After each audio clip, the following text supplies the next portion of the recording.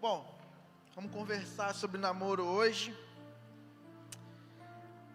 E eu não vou nem precisar pedir a sua atenção, né? Porque esse é um assunto que até quem não me conhece, não sabe nem sabe que possa falar, já está assim, bom, vamos ouvir, vamos ver, né? Vamos ver o que vai acontecer. Namoro, vai ter alguma coisa aí. Irmão, deixa eu te falar uma coisa. Você não vai gostar de mim hoje, não. Você que... Tô tirando foto, calma aí. Cara, olha só, deixa eu falar uma coisa. Na outra vez que eu vim pregar aqui, foi no Setembro Amarelo. Thiago, a gente fez um combinado aí, né? Pandemia, tava meio apertado para dar uma oferta, para abençoar o pregador, né? Falei, não se preocupa não, meu irmão. Não se preocupa não, meu amigo. Dá aquelas fotinhas para mim que eu tô precisando. Tô sem foto para fazer uma divulgação, fazer um meme na rede social, fazer uma agenda, né? Alguma coisa assim. Aí o Thiago me combinou 5 fotos, né, Thiago? Aí eu tô usando bem, tá vendo lá, né? Tá sendo bem legal. Então, Débora, por favor, vai lá. Só uma primeira para começar aí.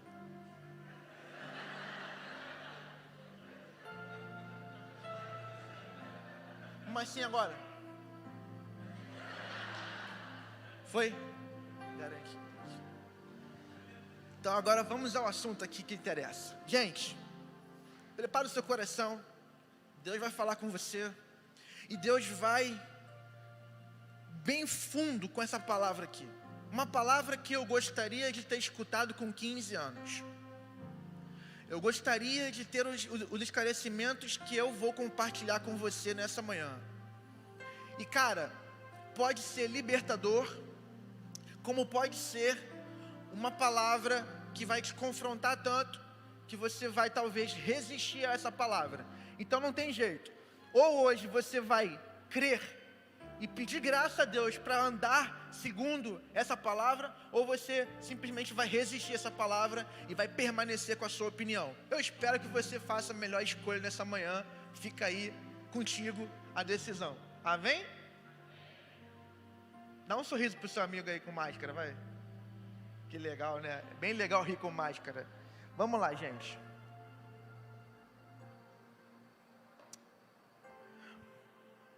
Para falar de namoro, eu preciso falar de guerra. Estamos num contexto de guerra espiritual.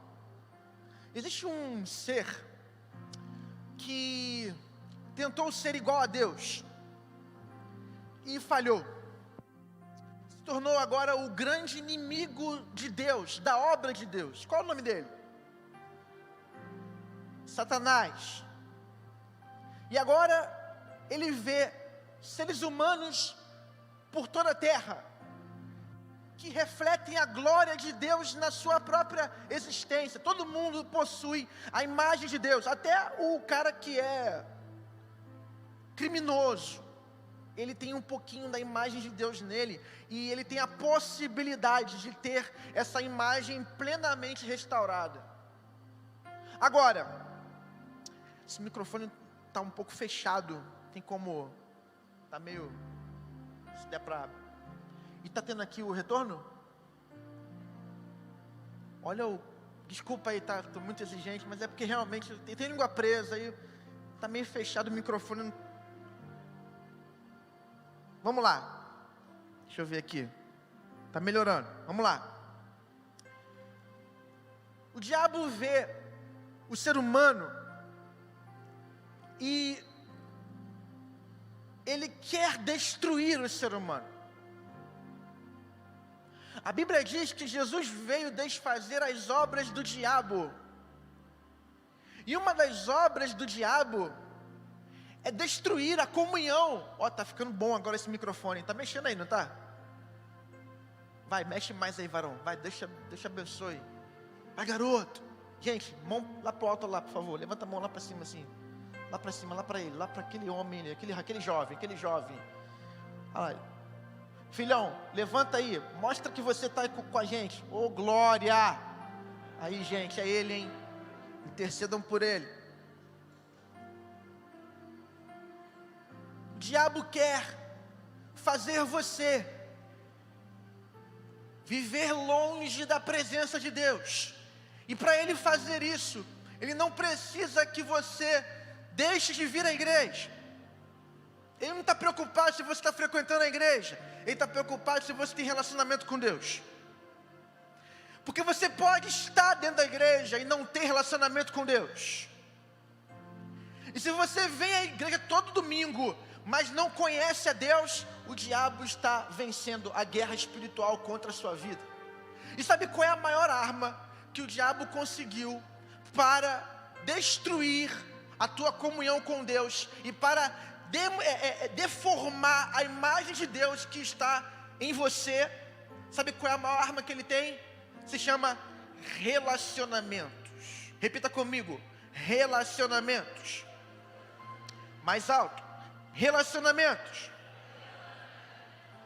Então a minha ideia aqui é mostrar o seguinte: a Bíblia fala sobre relacionamentos. Só que a Bíblia, ela não diz o que você vê nas redes sociais, o que você vê na mídia, o que você vê nas suas relações fora do contexto que está centrado na Bíblia. O que você vê de namoro entre seus amigos, parentes, na TV, na rede social, no YouTube, não é o padrão. Muitas vezes não é o padrão da palavra. Só que ou você vive de acordo com a palavra, ou você vive fora da palavra. E a minha oração nessa manhã é para que a palavra de Deus possa ferir o seu coração. Como Agostinho disse para Deus nas suas confissões: feriste-me com a tua palavra, e então te amei. Tem muita gente, Tiago, que usa a Bíblia, mas não vive através da Bíblia. Lê a Bíblia, mas não se sujeita à revelação. Tem conhecimento, como a Andressa falou mais cedo, mas não tem um coração novo.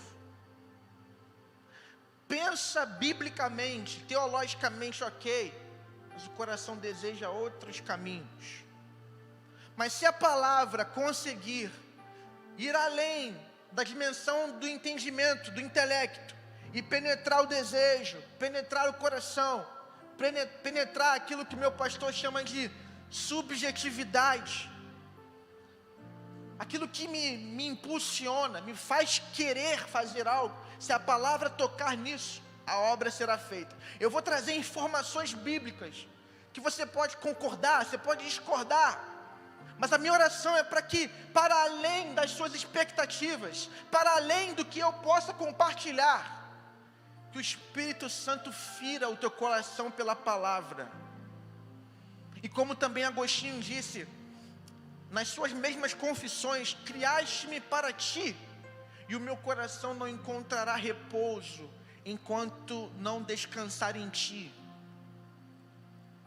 Muitos de vocês estão cansados emocionalmente, existencialmente, espiritualmente. Por quê? Porque estão buscando descansar em outros lugares que não a presença de Deus. Muitos de vocês talvez não sabem o que é viver comunhão com Deus plena, mas eu espero que nessa manhã Deus faça a obra que Ele tem que fazer. Vamos lá, gente, namoro.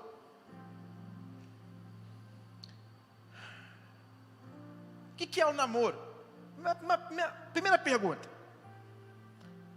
quantos aqui namoram? Só para eu ver que eu não vi na hora direito. Quantos aqui namoram? Tem um pessoal aqui. Tu namora? Ah, tá. Você que é casado.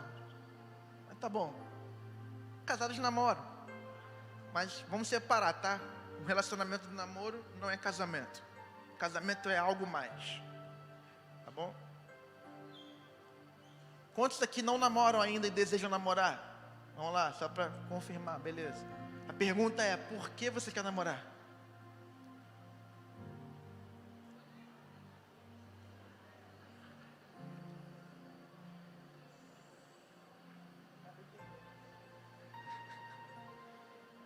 Vocês estão falando para mim que eu não estou entendendo nada.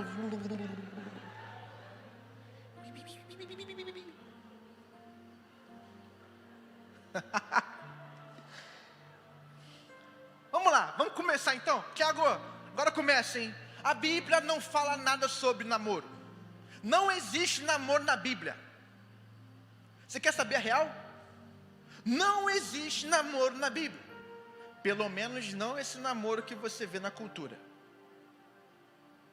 O que nós vemos na cultura, o que nós vemos na nossa rua, o que nós vemos nas redes sociais, relacionamentos intermediários, não é um compromisso dentro da vontade de Deus e não é o casamento, é um intermediário. Eu encontrei num relacionamento uma maneira de viver quase como que casado, mas não sendo. Eu administro finanças com ela ou com ele. Eu brigo como um casal. Eu tenho toda uma dinâmica de gastar tempos e tempos com essa pessoa. Mas no fim das contas, cada um vai para sua casa. Não há responsabilidade, não há compromisso.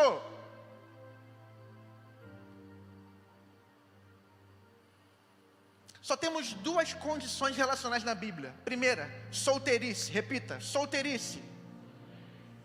Segunda, casamento. Deus só reconhece solteiros e casados.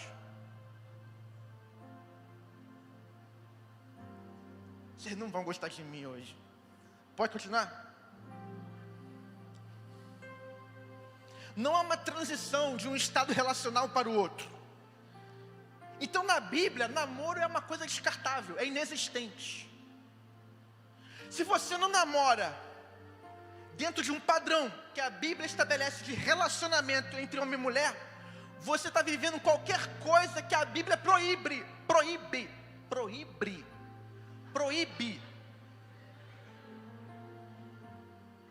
Você está fora da vontade de Deus. Não, namoro há 5 anos. Pois é, brother, dependendo do nível do teu namoro, não é namoro para a Bíblia. É qualquer coisa híbrida que essa sociedade aceita como comum. É por isso que há tanta traição.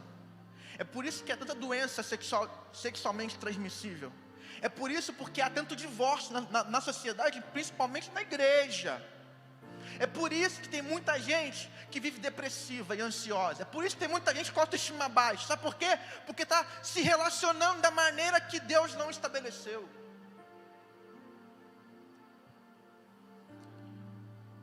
Agora, cara, como é que eu vou falar um negócio desse nesse tempo, nessa geração? Todo mundo quer namorar, todo mundo namora. Eu falo para você, depois que eu estudei a palavra, depois que eu amadureci, eu tenho 35 anos hoje, e eu posso aqui afirmar para você, uma das maiores besteiras da minha vida foi ter namorado na minha adolescência. Eu me arrependo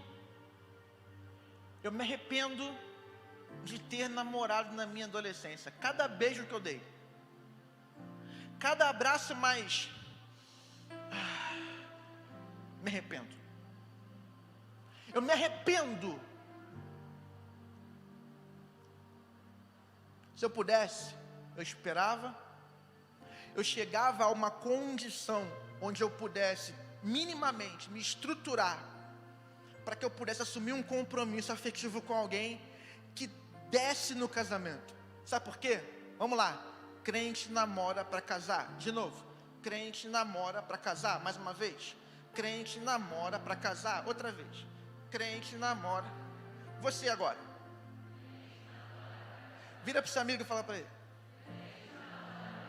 Para quem está atrás dele.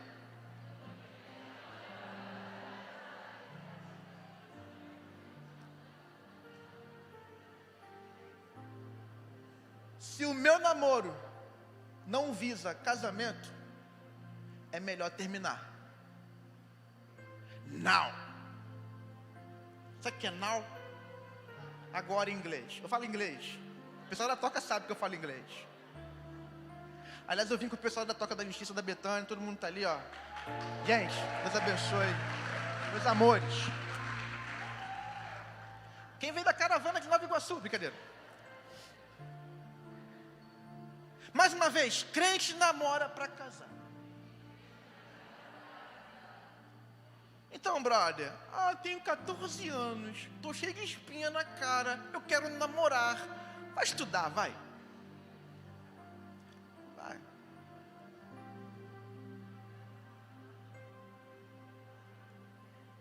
Se você não está se estruturando, se você não está se organizando, se o teu objetivo não é casamento, você não pode entrar nesse relacionamento afetivo, pelo menos segundo a palavra. Eu vou te provar. Eu vou te provar. O que a Bíblia diz sobre namoro? A Bíblia não menciona namoro. Na cultura do antigo Israel, você só reconhecia meninos e homens, casados e solteiros.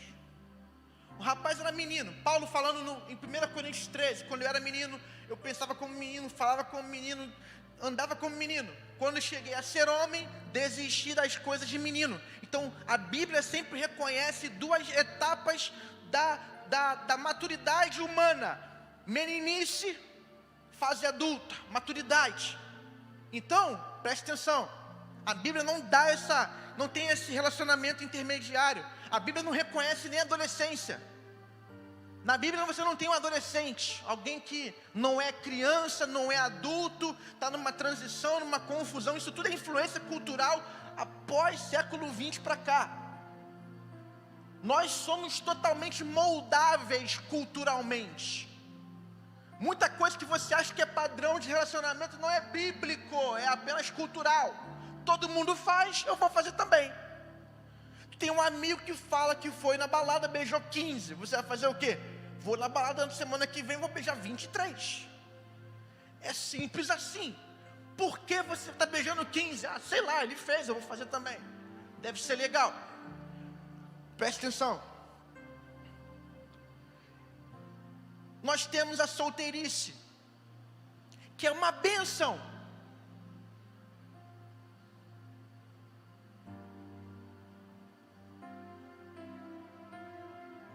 Ser solteiro é uma bênção.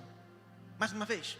Ser solteiro é uma bênção. Outra vez. Ser solteiro é uma bênção. Vira para o seu amigo e fala para ele: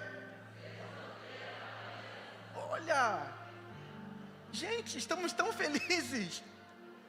Que palavra abençoada, não?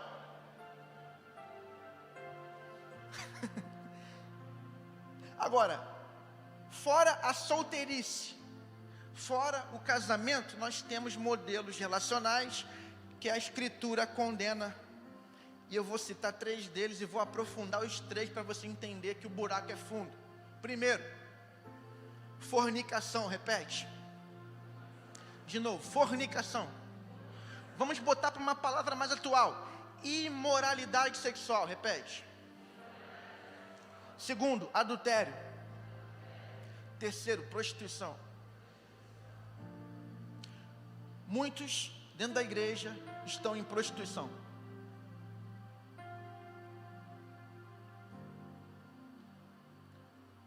Muitos dentro da igreja são adúlteros. Muitos são sexualmente imorais. E entendem que porque a cultura aceita, podem viver assim. Eu vou dizer para você uma coisa: ou você confessa o teu pecado, se arrepende e muda, ou você continuará se enganando, e um dia você vai ser julgado por isso. Não sou eu que estou dizendo não, você vai vir comigo aqui. 1 Coríntios capítulo 6, versículo 18. Se você tem a Bíblia, eu vou precisar que você use a Bíblia comigo aqui. E gente, vamos lá. Problema nenhum, tá, em folhear a Bíblia. Se você não tem um costume, não tem problema nenhum. Pelo contrário, é bom. Tá bom? Não cansa não. 1 Coríntios 6, 18. Fujam da imoralidade sexual. Paulo falando. Tem uma versão que vai dizer impureza. Há uma outra que vai dizer fornicação. É a mesma coisa. Na Bíblia, impureza, fornicação, imoralidade sexual, está falando da mesmíssima coisa. Fujam da imoralidade sexual. Qualquer outro pecado que uma pessoa cometer é fora do corpo, mas aquele que pratica imoralidade sexual peca contra o corpo. Paulo está dizendo aqui o seguinte: todo pecado é subjetivo. Você mente, você odeia, tudo está no campo de ideias, de palavras, de ações subjetivas que não são concretas, são abstratas. Mas a imoralidade sexual é um tipo de pecado que você comete contra o seu próprio corpo. Existe todo um trauma corporal na imoralidade sexual praticada. Existe uma marca que fica em você, uma marca do outro em você. Lembrando, não estamos falando aqui de sexo no casamento, porque o sexo no casamento é a única forma de um ser humano viver sexualidade saudável. E eu estou falando no sexo, casamento bíblico, casamento heterossexual, monogâmico e monossomático. Heterossexual, homem e mulher. Monogâmico, um homem e uma mulher. Qual foi o último que eu falei? Monossomático, ambos se tornam uma só carne. Amém? Fora isso, sexo entre solteiros chama-se fornicação. Repita. Sexo no namoro se chama fornicação. E a fornicação é o primeiro passo da prostituição. Se você... Senhor, olha, vamos continuar, depois eu vou falar mais coisa. Hebreus 13, versículo 4. Se você é crente e não gosta da Bíblia, tem como ser crente e não gostar da Bíblia? Nem tem como, cara, desculpa aí, foi mal. Você não deve ser crente, não. Hebreus 13, 4, vamos lá? Todo mundo está feliz aí, gente? Estou quase cantando aquela música da Xuxa. Todo mundo está feliz. Estou sentindo um clima aqui meio tenso, sei lá, não sei, vamos ver. Hebreus 13, 4. Digno de honra entre todos seja o matrimônio. O que é matrimônio na Bíblia? Casamento. Olha a exaltação do casamento. Digno de honra entre todos seja o matrimônio, bem como o leito conjugal. Conjugal aqui é o leito dos casados. Leito de um casal casado, sem mácula. Mácula é mancha, sujeira, deteriorização. Por quê? Deus julgará quem? Os impuros, impureza, imoralidade sexual, fornicação. Deus julgará quem? Os impuros, os fornicadores e os adúlteros. Por quê? Porque casados também podem cometer pecados contra o casamento, pecados sexuais. O casado que faz sexo com alguém que não é sua esposa comete adultério. Amém ou não? E o solteiro que pratica qualquer tipo de sexo comete o quê? Fornicar. Amém? Vocês estão comigo, né? Então, adultério, fornicação são passos iniciais para uma jornada de prostituição. São uma jornada para uma vida promíscua, uma vida que odeia a graça de Deus, uma vida sem comunhão com Deus, uma vida debaixo do poder de Satanás. Tem muito crente que está dentro da igreja vivendo debaixo do poder de Satanás, porque tem um namoro totalmente pautado na fornicação. Amém?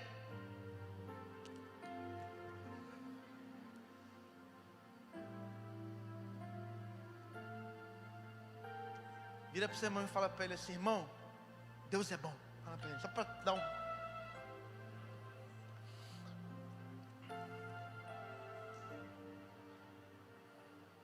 Vamos lá. Como já falei, nós não temos autorização na palavra de Deus para vivermos um relacionamento afetivo transitório que permite a liberdade do casamento sem a responsabilidade que o mesmo possui. Então nós precisamos nessa manhã ressignificar o conceito de namoro à luz da palavra de Deus. Tem como namorar, Maikson? Tem. Amém? Tem. Mas dentro de uns limites. Porque liberdade cristã é liberdade também para dizer não quando tudo em você diz sim. É liberdade para negar, é liberdade para se privar. Liberdade no evangelho não é só libertinagem de fazer o que eu quiser. Carnaval, rave, Halloween, postar foto sensual. Ficou legal? Não, né? Sensualidade, promiscuidade. Vamos liberar, vamos fazer o que a gente quiser. Deu vontade? Faz, irmão. Tem uma frase que diz assim: siga o seu coração. Assinado Satanás. Siga seu coração. O que deu vontade de fazer? Deu vontade de dar um tapa na cara? Dá o tapa na cara, pronto. Deu vontade de desonrar pai e mãe? Desonra. Você é dono do seu corpo. Seu corpo, suas regras. Irmão, pelo amor de Deus, tem que orar para essa geração, Thiago. Porque agora estão inventando um negócio de linguagem neutra. Não dá, cara. Todos e tudes. O que é isso, cara? Bom disques. A todos que tudes. Eu não consigo, tenho língua presa, eu não posso falar assim.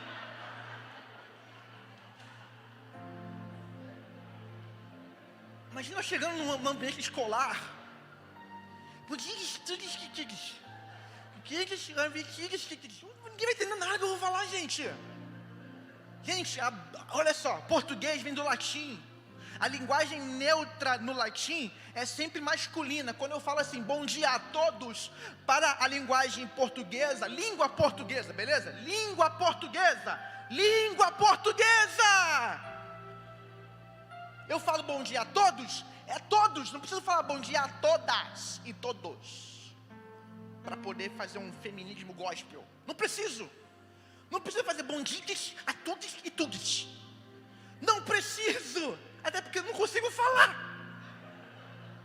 Bom dia a todos, é uma linguagem neutra no latim. Você tem todos, todas e tem linguagem neutra. Todos sempre é no masculino. É só uma regrinha. Isso foi, cara, isso tem séculos. E agora alguém muito inteligentão, muito modernão, cabelo pintado, não, brincadeira, cabelo pintado não, é muito, vou inventar a roda.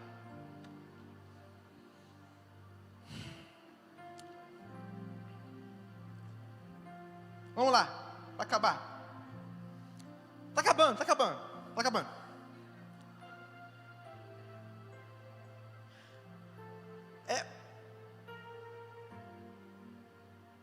Ou você namora para casar, ou você namora para se divertir.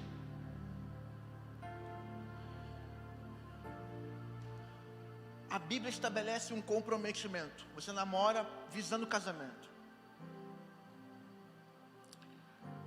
Na cultura, as pessoas namoram para pegar, para beijar, para postar na rede social. Uma vez eu estava vendo, Thiago, estava vendo a menina que eu ajudei a batizar. Eu preparei, nesses últimos 3 anos aí, mais de 100 adolescentes para o batismo. E biblicamente, todos na palavra. Só que alguns simplesmente acho que não entenderam nada que eu falei. Porque ou sentaram lá e não, eu só quero mergulhar e tirar foto. Aí fingiu que ouviu e foi embora. Uma menina dessa, toda orgulhosa, tem uns 16, 17, sei lá, toda orgulhosa, completando 2 anos de namoro, sei lá. Aí a blogueira, né? Que agora tem isso também, né? O pessoal agora gente, tô aqui, ó. Tô aqui perto de um violão, aí tem um violão aqui, né? Aí, gente, ó. Aí o violão é amarelo, ó. Aqui. Aí, gente, agora eu tô aqui com o meu amigo. E aí, coxinha, tudo bom? Teclado legal, e aqui, gente, ó. Coxinha legal pra caramba aí. Ó que legal, teclado, ó. Blogueiros. Nada contra, tá? Uma benção, tá? Vai lá, ser blogueiro é legal, amém? Tá bom. Mas, gente, tudo tem que ter ordem e decência. É a pessoa blogueirinha, Thiago. 2 anos de namoro, viajando, fazendo com o namorado jantar romântico, Vamos passar a noite num hotel, não sei o que lá, com, né, pétalas de rosa fazendo no coração. Você tá por fora, cara. Tá atrasado, cara. Que isso, cara? Jantar romântico, 2 anos de namoro, 18 anos. Não paga uma conta. Não arruma nem a casa. Mas vai lá. Irmão, vou falar para você de boa. Se você quer ser cristão verdadeiro, ou você se sujeita ao ensino de Jesus, ou você para de ficar se enganando. Em nome de Jesus, estou falando de boa isso. Para com isso, cara. Porque não dá, ou você faz o que tem que ser feito. Eu não sou cristão. Eu não creio na palavra de Deus. Eu não quero viver em obediência a Cristo. Eu quero viver do meu jeito. Aí beleza, faz o que você quiser, cara. A vida é sua, não me interessa. Agora, se você quer viver de acordo com a palavra, não viva assim. O nome disso é fornicação. Abre sua Bíblia comigo aí em 1 Timóteo 5, versículo 1 e 2. Eu vou te mostrar como que o solteiro deve tratar qualquer pessoa. E a partir daqui, eu vou explicar para você por que o namoro na Bíblia não tem muito sentido. Vamos lá. Abriu aí? 1 Timóteo 5, 1 e 2. Paulo vai escrever para Timóteo. E ele vai dar um padrão para ele de comportamento, de trato, de relacionamento entre pessoas da igreja. Olha o que ele vai dizer para Timóteo: não repreenda o homem mais velho, pelo contrário, exorte-o como você faria com seu pai. Então, o solteiro vê o mais velho e reconhece ele como seu pai. Amém? Amém, gente? Trate os mais jovens como irmãos. Então, o solteiro olha para um amigo aqui da igreja e considera ele como um irmão. Trata ele como um irmão, amém? As mulheres mais velhas como mães. Então ele vê uma mulher mais velha e tem um respeito com ela como se fosse a mãe dele, amém? E as mais jovens? Como irmãs. E com o que ele fala depois? Com toda a pureza. Por que ele falou isso? Timóteo era um jovem pastor. A gente pensa que esse conselho é apenas para pastores jovens. Não, é para todo jovem cristão. Você precisa tratar toda mulher como sua irmã. Quem é solteiro aqui? Quando eu falo solteiro, é quem não é casado, tá? Quem está namorando, levanta a mão também. Quem é solteiro aqui? Então, você precisa tratar todas as irmãs, as meninas, como suas irmãs, com toda pureza. A pergunta é: como é que você vai tratar a sua irmã, essa solteira que está do seu lado, com toda pureza, como se fosse sua irmã, se você alimenta no seu coração um desejo sexual por ela? Como é que você vai tratar essa menina como sua irmã, se as conversas entre vocês são de cunho sexual? Se você tem um relacionamento e uma intimidade além de um tratamento de irmão?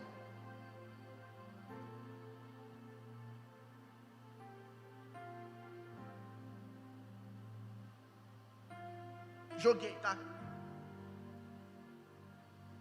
Tá aí. Tá com você aí.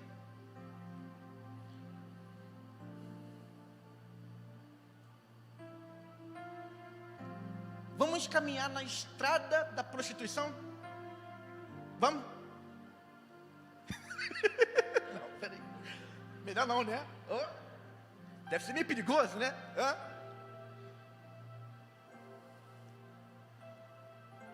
Eu estou falando de pureza, brother. Eu estou falando de você no evangelho. O buraco é mais embaixo. Sabe quando você anda na rua e tu vê uma menina muito bonita com um maior corpão e você passa assim e fala: opa, glória! Isso para Jesus tá errado. Isso não tem nada a ver com pureza. Sabe aquela foto na rede social que você pega, olha assim, ó. Aí tu olha assim, a menina tá de biquíni, né? Mó biquinão aí, quer dizer, biquininho. Aí mó corpão, né? Aí você amplia assim, fica mó tempão assim, ó. Isso é fornicação, brother. Você está no caminho da prostituição. Sabe teu vício em pornografia? Mas a gente vai falar sobre isso. É prostituição pura. A gravação, o consumo, tudo prostituição. E você acha que Deus nos criou, nos recriou em Jesus para viver uma vida de prostituta, de prostituto? É isso? Amém? Ih, rapaz, vamos lá. A estrada, para terminar. Primeiro nós temos o pecado no coração. No caminho da prostituição, encontramos o pecado no coração. Mateus capítulo 5, abre rapidão lá. Versículo 27 e 30. Abre rápido. Embaixadores do rei. Vamos lá. Tem isso ainda, Tiago? Betânia não tem mais não. Tem? Embaixadores do rei? Então vamos lá, gente. Embaixadores do rei. Mateus 5, versículo 27. Levanta para ler. Brincadeira. Vamos lá. Vocês ouviram o que foi dito: não cometa adultério. Eu, porém, lhes digo: todo que olhar para uma mulher com intenção pura, já cometeu adultério com ela no seu coração. Se o seu olho direito leva você a tropeçar, arranque-o e jogue fora. Pois é preferível você perder uma parte do seu corpo do que ter o corpo inteiro lançado no inferno. Palavra de Jesus. Mas ele não é amor? Pois é. Ele está falando de inferno aqui. E se a sua mão direita levar você a tropeçar, corte-a e jogue fora, pois é preferível você perder uma parte do seu corpo do que o corpo inteiro indo para o inferno. Lembra que o pecado da imoralidade sexual é cometido no corpo. Ele está falando do corpo. Ele está falando do corpo. Mas antes do ato de se consumar no corpo, começa no coração, na subjetividade, no desejo interior. O caminho da prostituição começa quando você no seu coração já deseja alguém. Um solteiro que deseja uma solteira sexualmente não interessa, está cometendo pecado.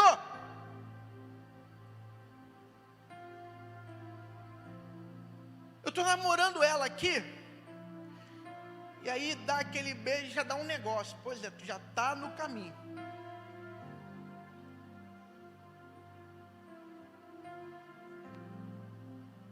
Gente, posso continuar? Posso ouvir um amém? Difícil ouvir amém, né? Agora é difícil. Se eu tivesse aí também, eu ia falar: pô, aí, cara, aí você tá... Pô, cara, tu começou bem, cara. Tu estava bem, estava engraçado, estava legal, mas agora tu está falando um negócio que... Sabe onde eu posso desejar alguém sexualmente? No casamento. Aliás, o casado só tem uma mulher para desejar sexualmente, a esposa. Casados que estão desejando outras mulheres nas redes sociais, na vida, estão em adultério. Mesmo que não tenham encostado como fala o pastor Neil, né? O pintinho no buraquinho errado.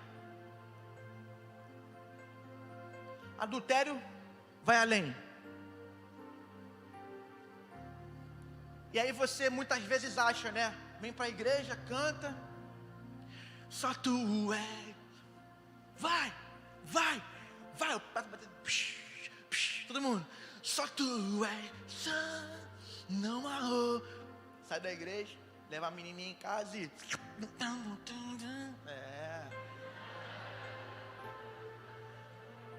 que Maru Breis. Maru Olívia? Sabe que a escritura fala o que é isso? Fornicação. Não, nem encostei nela, mas pensei errado, desejei mal, sonhei com ela, tive uma noite, acordei todo emocionado. Fornicação, brother. A escritura te proíbe desejar uma mulher fora do casamento. Quem entendeu o que eu falei? Então diz assim: entendi. Você não vai falar amém talvez, mas entendeu? Seguindo. Depois do coração, passa para os olhos.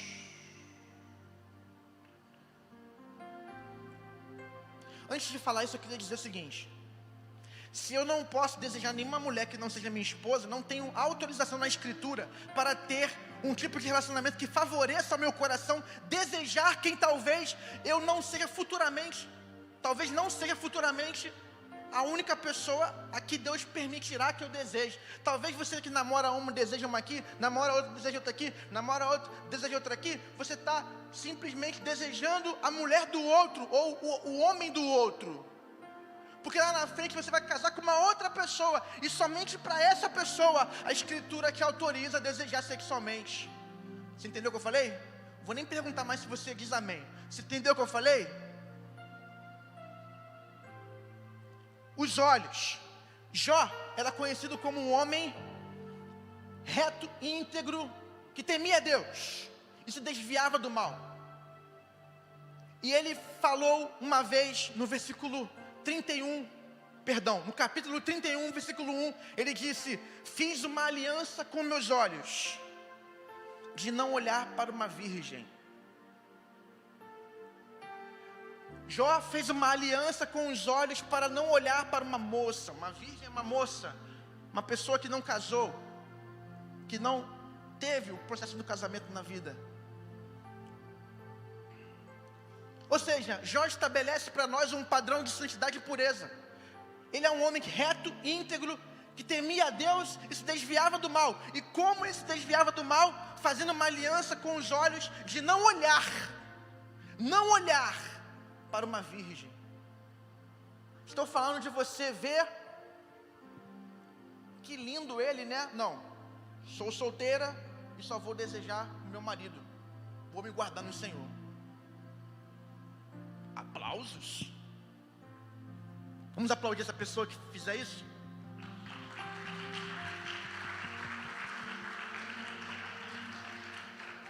O rapaz passa na rua, menina, maior corpão, ele passou na rua, fiz uma aliança com meus olhos de não olhar para a virgem. Ela não é minha esposa, não vou olhar. Aplausos.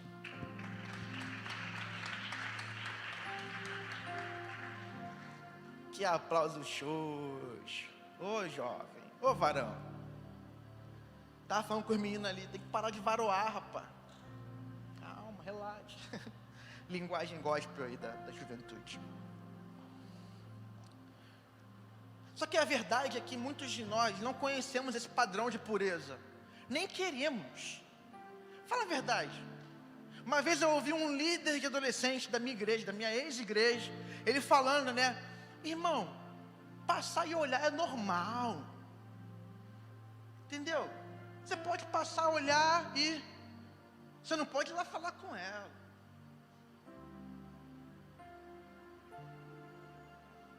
Será, irmão? Nós temos um conselho muito fácil para quem quer fugir dessa cobiça, desse desejo desordenado pelo pecado. Tiago 1:13. Eu vou ler para você, não precisa abrir não, para a gente poder ganhar tempo. Ele vai dizer assim: ninguém ao ser tentado diga, sou tentado por Deus, porque Deus não pode ser tentado pelo mal, e Ele mesmo não tenta ninguém. Ao contrário, cada um é tentado pela sua própria cobiça, quando esta o atrai e seduz. Então a cobiça, depois de haver concebido, dá luz ao pecado, e o pecado, uma vez consumado, gera a morte. Ele está falando aqui o seguinte, no final ele fala, versículo 16, não se enganem, meus amados irmãos. Quando você lê na Bíblia, não se enganem, é uma advertência muito séria. Ele está querendo, esse que eu acabei de falar é muito importante, não se engane, cuidado com isso, preste atenção. Deus não tenta ninguém. Há em você uma predisposição para desejar algo que Deus não é glorificado. Mas o problema não é você ter a predisposição. O problema não é o pecado habitar você, porque você é pecador, mesmo que você não queira. Só que nós somos pecadores amados por Deus. Somos filhos de Deus amados e aceitos em Jesus, mas nós continuamos pecadores. E sendo nós pecadores, continuamos suscetíveis às paixões da carne, aos desejos pecaminosos. Mas aí não é o problema ainda. O problema é quando você, tendo o desejo e tendo a fraqueza, você não luta contra ela. Meu pastor fala, pecado não é ter fraqueza, pecado é se entregar à fraqueza sem lutar.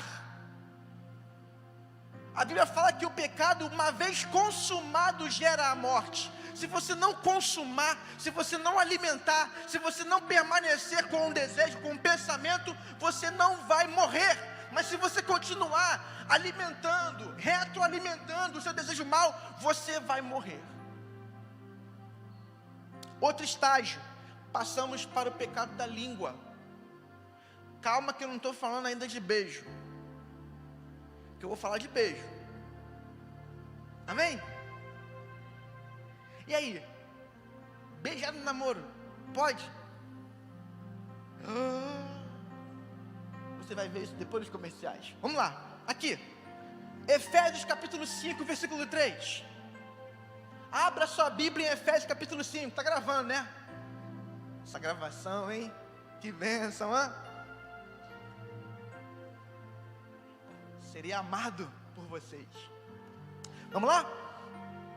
Que a imoralidade sexual e toda a impureza ou avareza não sejam nem sequer mencionada entre vocês, como convém a santos. Mãos limpas, coração puro. Quem tem mãos limpas, coração puro, nem conversa sobre sexo com outras pessoas, nem menciona uma piada sexual, nem participa de conversas libidinosas, não compartilha piadas libidinosas, não gasta tempo com o alimento da própria libido, não tem conversa. Como é que você vai namorar alguém e ter essas conversas e permanecer santo? Impossível. Você vai namorar e vai ter a conversa libidinosa, mas santo você não vai ser. E Paulo vai além, ele está falando para toda a igreja. Então isso aqui se aplica também ao casado. O casado só pode falar de sexo com a sua esposa, com mais ninguém. Eu sou líder de casais, estou falando de sexo com a mulher do fulano. Está errado. Não seja sequer mencionadas entre vocês, como convém a santos. Não usem linguagem grosseira, não digam coisas tolas nem indecentes, pois isso não convém. Pelo contrário, digam palavras de ação de graças. Paulo está dizendo para a igreja que quando você crê no Evangelho, você recebe Cristo Jesus, crê que Ele morreu na cruz por você, quando você é batizado nas águas, quando você é imerso no corpo de Cristo, quando você vive a vida da igreja, você busca um padrão de santidade que Jesus estabelece, que é muito mais profundo do que essa religiosidade, essa performance religiosa que os fariseus tinham naquela época. É algo que é mais do que exterior, é interior, é você desejar diferente, é você querer outras coisas, é você buscar outros relacionamentos, é você ter outro tipo de conversa, é uma outra dinâmica.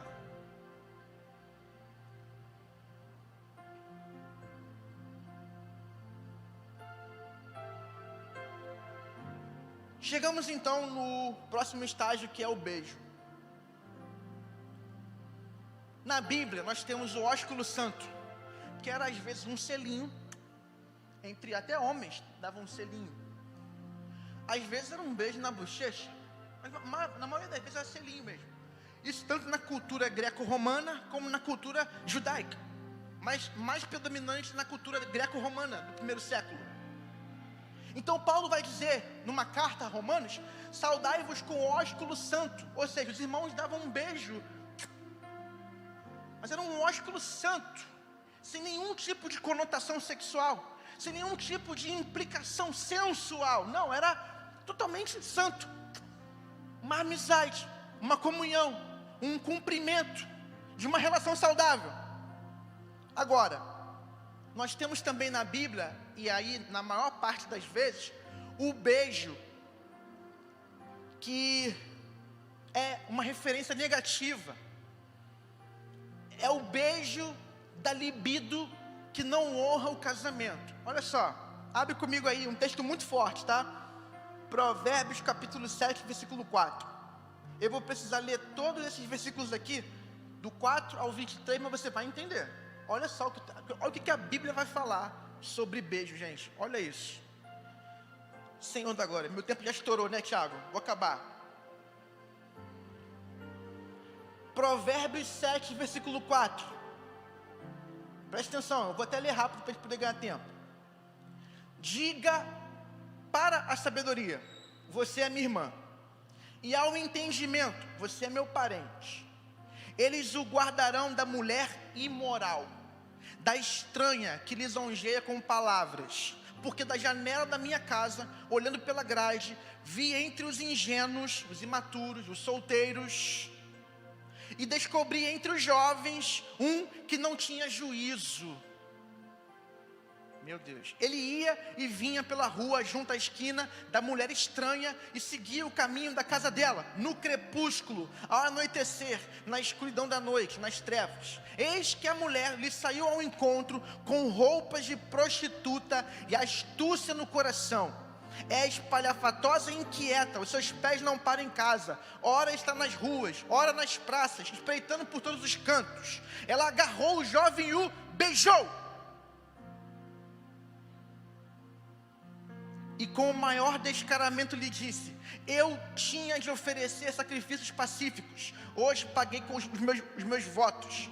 Por isso saí ao seu encontro, vim procurá-lo, e agora o encontrei. Já cobri de colchas a minha cama, de linho fino do Egito, de várias cores. Já perfumei o meu leito com mirra, aloés e cinamomo. Venha, vamos nos embriagar com as delícias do amor, até o amanhecer, gozemos amores, porque o meu marido não está em casa. Saiu de viagem para longe, levou consigo uma bolsa cheia de dinheiro, não voltará para casa antes da lua cheia. Ela o seduziu com as suas muitas palavras, com lisonjas dos lábios o arrastou, e num instante ele a seguiu como um boi que vai para o matadouro, como um animal que corre para a armadilha, até que uma flecha lhe atravesse o coração. Ele era como a ave que corre para dentro do alçapão, sem saber que isto lhe custará a vida. Olha só, Tiago vai dizer, o pecado consumado gera a morte. Salomão vai dizer, e esse tipo de comportamento e relacionamento te custará a vida.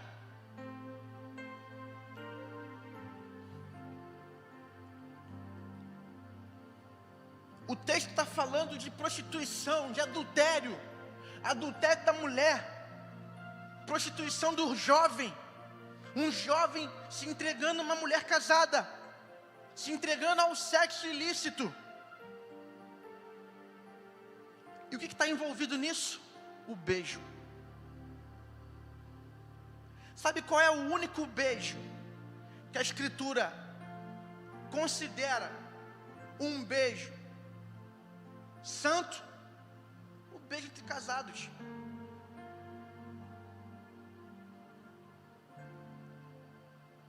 Você não pode desejar sexualmente quem não é sua esposa. Ah, mas é minha namorada. Mas quem garante que você vai ficar com ela até o casamento? A questão não é você fazer um beijo, a questão é o que isso vai implicar. Porque ninguém beija o ósculo santo. Porque isso aí, ó, não é só o externo, é o que te move, ó. Geralmente é o quê? Toca uma música da Ed Sheeran aí. Brincadeira. Any night, gone, and get it in, gone, the benefit, aqui, ó. Every time loving can fade. Ih, tá cantando música do... Tu é crente, cara. Calma, irmão. Tô só ilustrando, calma, ó. Tem contexto. Tá calor aqui hoje, tá um calor. Um calor.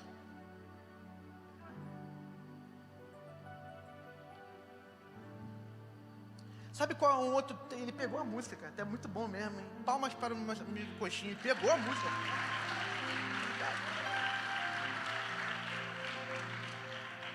Um outro texto muito forte, agora envolvendo uma falsa relação de amizade, ou seja, um relacionamento tóxico, você vai encontrar em Mateus 26, 49, que diz assim, não precisa abrir.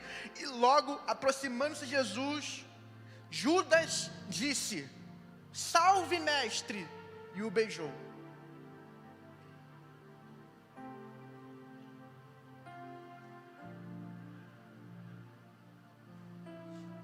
Aqui, pode ter sido um beijo no rosto, pode ser um ósculo santo.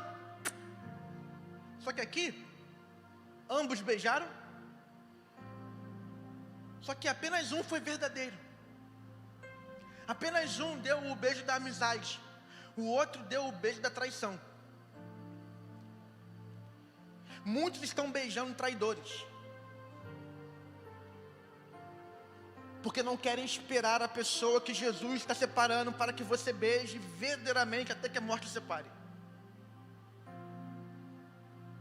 Falei meio rápido, né? Vou repetir. Muitos estão beijando traidores, porque não querem esperar a pessoa que Jesus está separando para que você beije verdadeiramente até que a morte separe. O beijo pode ter a conotação da fornicação, pode ter a conotação do adultério, pode ter a conotação da traição.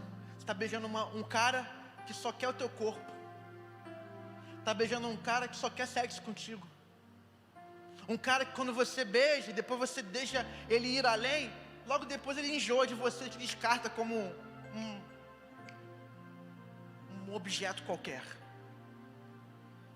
E muitas de vocês fazem isso porque talvez não tiveram essa orientação, que eu também não tive na minha adolescência. Maikson, então é para esperar para beijar só casado? É.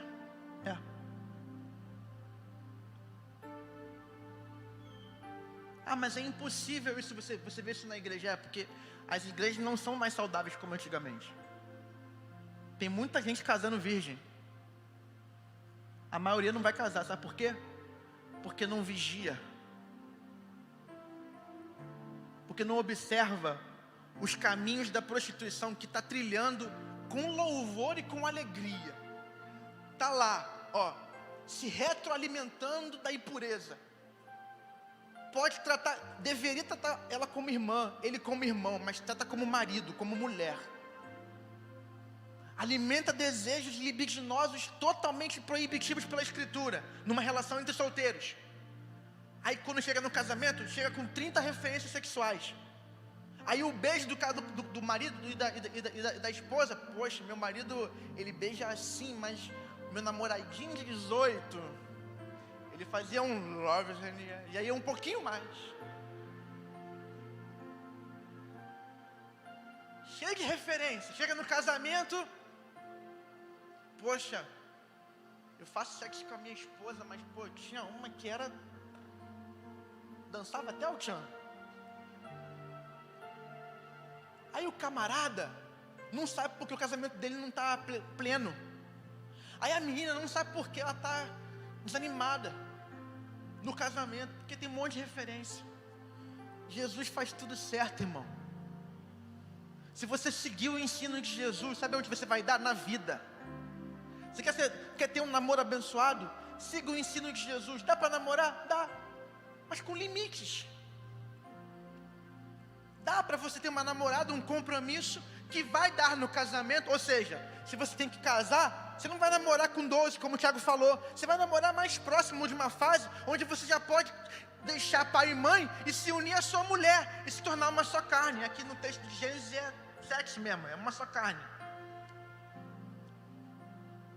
Para terminar, gente, falei que ia terminar, mas agora eu vou falar, agora é sério, vou terminar. Depois desse estágio do beijo, o beijo da prostituição, da fornicação, da traição, por isso que muitos são traídos, porque beijam apenas pelo que vê na imagem, são escravos da referência imagética e não daquilo que é humano e verdadeiro. Nós temos o sexo antes ou fora do casamento. E quem se dedica a essa prática, começou lá no coração, passou pelos olhos, chegou na língua, na conversa, na conversação, na intimidade maior, dorme no mesmo quarto, faz tudo junto sozinho, se separa de todo mundo, se isola, faz tudo sozinho, né? Não, vou no meu namorado, fico só eu e ele no quarto, só eu e ele na sala. E tu quer viver a vida santa como assim? Não tem como, cara. Não dá.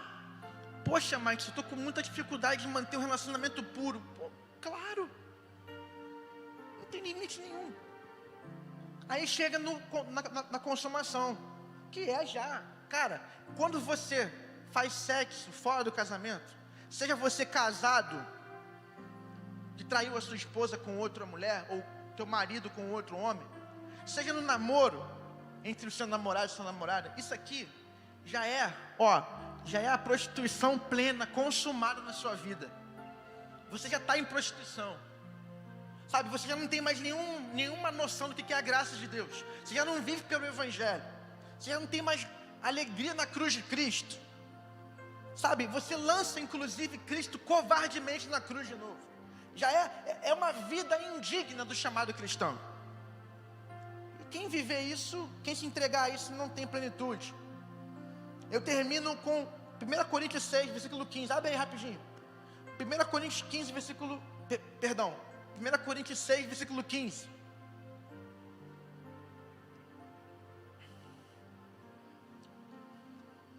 O texto vai dizer assim: vocês não sabem que o corpo de cada um de vocês é membro de Cristo? O meu corpo, repita assim, o meu corpo. Não, vamos lá, mais alto. Meu corpo é membro do corpo de Cristo. Logo, o meu corpo não é meu, mas é uma parte do corpo de Cristo. Tudo que você faz no seu corpo afeta o corpo de Cristo. É por isso, Tiago, preste atenção vocês aqui que estão me ouvindo, que muitas vezes estamos ministrando aqui, muitas vezes é isso, tá? Não está acontecendo, sabe por quê? Porque o meu corpo está sendo entregue à desonra e está desonrando o corpo de Cristo. Cristo é onisciente. Quando Cristo falou para Pedro, tu me amas? Ali é uma fala da onisciência de Jesus. Ele sabia que Pedro não amava Jesus como Jesus amava Pedro. Até o momento que Jesus diz, você me ama com o amor que você tem por mim. Ele apenas está, é pergunta retórica. Você me ama? E Pedro, tu me conheces, tu me sondas. Tu és onisciente, tu sabes que eu te amo. Nesse nível pequeno. O Jesus onisciente, o Cristo ao qual nós fazemos parte do corpo, ele é onisciente. Muitas vezes você está ministrando, servindo em desonra, não apenas no púlpito não, tá? Porque esse lugar aqui não é especial não. Esse aqui é um lugar de serviço tanto quanto qualquer lugar. Ali é um lugar de serviço, ali é um lugar de serviço, lá atrás é um lugar de serviço. Lá é um lugar de serviço, lá fora também é um lugar de serviço. Não tem serviços especiais na casa de Deus, nem no reino de Deus. Agora, até quem está servindo ali, tem responsabilidade no corpo de Cristo. Até quem está servindo ali, tem responsabilidade no corpo de Cristo. Não estamos falando de perfeição, estamos falando de fidelidade. Não estamos falando de uma elevação moral que nunca erra. Não, estamos falando de se saber pecador imperfeito e por isso mesmo ser mais vigilante, reconhecer que está em guerra. Amém? E aí, o texto continua dizendo. Peraí. E será que eu tomaria os membros de Cristo e os faria membros de uma prostituta?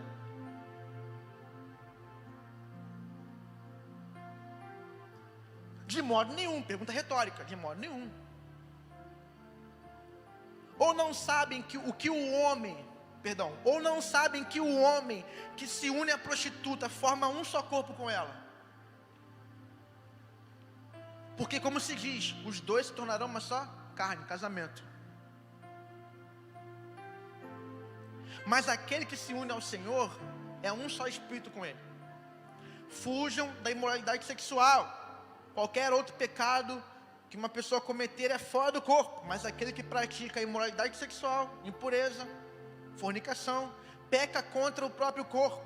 Será que vocês não sabem que o corpo de vocês é santuário do Espírito Santo que está em vocês e que vocês receberam de Deus e que vocês não pertencem a vocês mesmos? Pergunta de Paulo. Porque vocês foram comprados por preço. Agora, pois, glorifiquem a Deus aonde? No corpo de vocês. Queria te convidar a ficar em pé rapidinho, para a gente poder encerrar.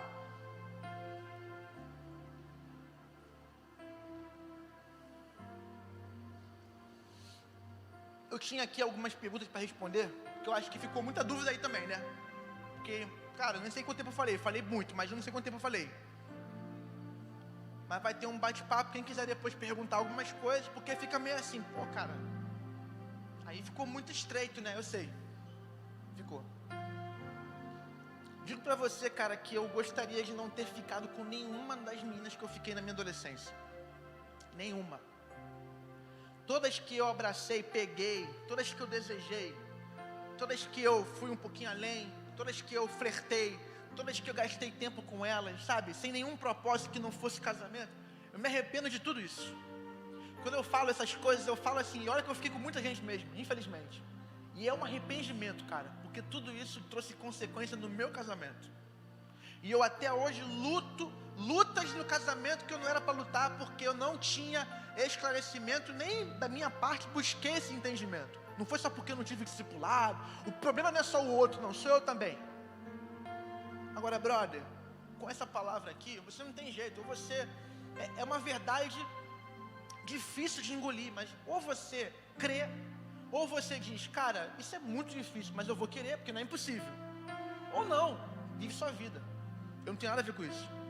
Agora, mais tarde, a gente vai poder ter um bate-papo. Por favor, eu vou almoçar com vocês, por favor, não converse comigo sobre isso, gente. Porque depois de eu falar quase uma hora, sei lá, uma hora aqui sobre namoro, né? Vamos conversar no bate-papo, quem tiver uma pergunta, a gente conversa. Por exemplo, eu poderia responder sobre namoro à distância, o tipo de pessoa que eu devo escolher para namorar, se há uma idade específica, o que é importante conhecer na pessoa, enfim. Enquanto estou solteiro, o que eu tenho que fazer, mas não dá tempo. Mas acima de tudo que eu disse, a verdade é, vamos lembrar de Jesus? Jesus viveu a solteirice plena. Jesus não desejou nenhuma mulher. Jesus não casou. Nem teve tempo. Antes disso ele morreu, ressuscitou. E não veio para cá para casar. E Jesus diz que lá no céu ninguém vai casar. Porque o casamento verdadeiro, o casamento último é o casamento de Cristo com a igreja. Cristo vai casar um dia com a gente. Amém ou não? Quem vai casar com Jesus aí um dia? Ô glória! Quem vai casar com Jesus um dia? Dá um glória a Deus! Comprar uma aliança. Brincadeira. Mas Jesus não casou, mas ressignificou e reafirmou o casamento bíblico, cristão. Eu já falei, heterossexual, monogâmico, monossomático. Defendeu a honra da mulher. Chamou o homem à responsabilidade. Deixa o pai e a mãe e se une a sua mulher. E serão uma só carne. É isso que ele reconhece como casamento. Então ele honrou o casamento. O primeiro milagre de Jesus no casamento. No Sermão do Monte falou de casamento, falou de adultério, falou de divórcio. Chamou ambos à responsabilidade. Viveu solteirice plena. Irmão, para você viver solteirice plena apenas pela fé e confiando nos méritos de Jesus.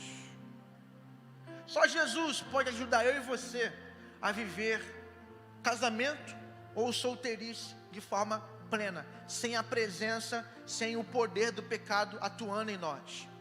Só Jesus pode livrar você do seu desejo impuro. Só Jesus pode tornar o seu namoro bíblico, santo, que culmina num casamento abençoado, cheio da vida de Deus. Você quer um dia ter uma família abençoada? Você quer ter uma esposa, um marido abençoado? Seja uma bênção enquanto você é solteiro. Não peça a Deus a pessoa certa, peça a Deus para se tornar a pessoa certa para alguém. Se prepare para esse tempo. Eu estou solteiro. Viva a tua solteirice para o reino de Deus. Se envolva com a igreja de Deus. Se envolva com a casa, com a obra de Deus. Se envolva com missões. Gaste sua vida com boas amizades. Gaste tempo com aquilo que é essencial. Não se envolva com pessoas que vão te levar para o buraco. E você que está namorando, ou você estabelece os limites da palavra, ou você vive um namoro fora da palavra e arque com as consequências. Que não são apenas no tempo presente. Não, vou evitar para não ter um casamento abençoado. Se você viver um namoro de fornicação, a Bíblia diz que Deus vai julgar os impuros e os adúlteros. A Bíblia diz que aqueles que fornicam, os que cometem imoralidade sexual, não herdarão o reino de Deus. É sério demais, gente. Não é brincadeira. Eu quero orar com você, porque eu quero que você tenha uma vida plena em Jesus. Eu quero que eu e você, porque eu também estou nessa, eu não estou fora, nós vivamos pela graça de Deus, não pelos nossos méritos, não nos orgulhando de nós mesmos, mas nos gloriando na cruz de Cristo e vivendo relacionamentos saudáveis.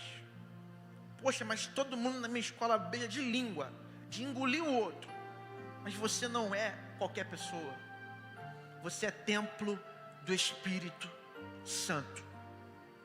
Você é alguém que vai glorificar a Deus, o nome de Deus, no seu corpo.